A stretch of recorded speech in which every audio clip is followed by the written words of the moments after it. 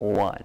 Hey skiers and snowboarders in the southeast, we're starting to wrap up meteorological winter, but Mother Nature has other plans as we're going to see the snow continue well into March. Tonight, I'm watching another area of snow moving into the North Carolina mountains in what has been a prolonged northwest flow event, which has been setting up for a couple days now and is really starting to crank up, and it could last right through the weekend. So as I mentioned earlier this week, we've had this persistent northwesterly flow, which has dumped a couple inches every day. It hasn't been a whole lot at once, but as we go through the rest of the weekend, it's actually going to end up being close to a foot in some locations, maybe even more. Here's a look at the futurecast. We have that northwest flow, and again, oftentimes the models have a tough time picking up on these microclimates with that northwesterly flow, but you can see plenty of snow in North Carolina all the way to West Virginia and up into Western Maryland. Strong low disturbance is going to come through Friday into Saturday. That could kick off a quick burst of snow, maybe even east of the mountains as we go into Sunday morning, but you can see there's actually more energy on the back side of this, and going into next week, there's a possibility of a pretty significant storm for the mountains. I'm not buying the big storm for the East Coast just yet,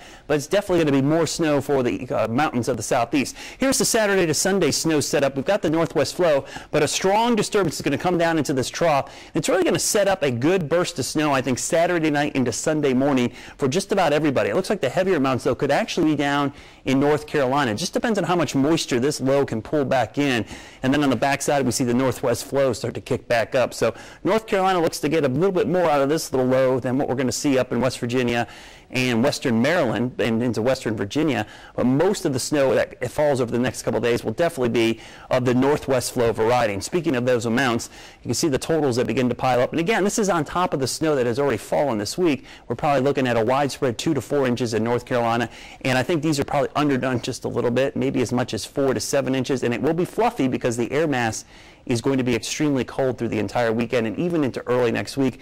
Hard to believe March is starting. We could have some of the best weather we've seen the entire season. So here's a look at the weekend ski forecast.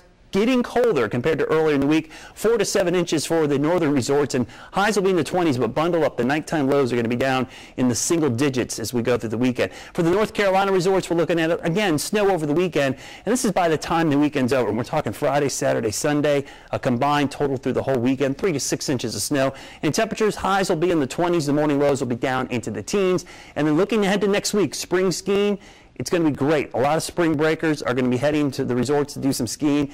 Some of the best conditions all season and some of the cheapest rates, which is definitely an added bonus, especially if you're heading up to some of the big resorts, even in West Virginia and up into Western Maryland. So we'll take a look at that as we go into next week and kind of track the next big storm. Might be the biggest storm we've tracked the entire season in the first week of March. Until then, have a great weekend. Enjoy the slopes, and as always, think snow.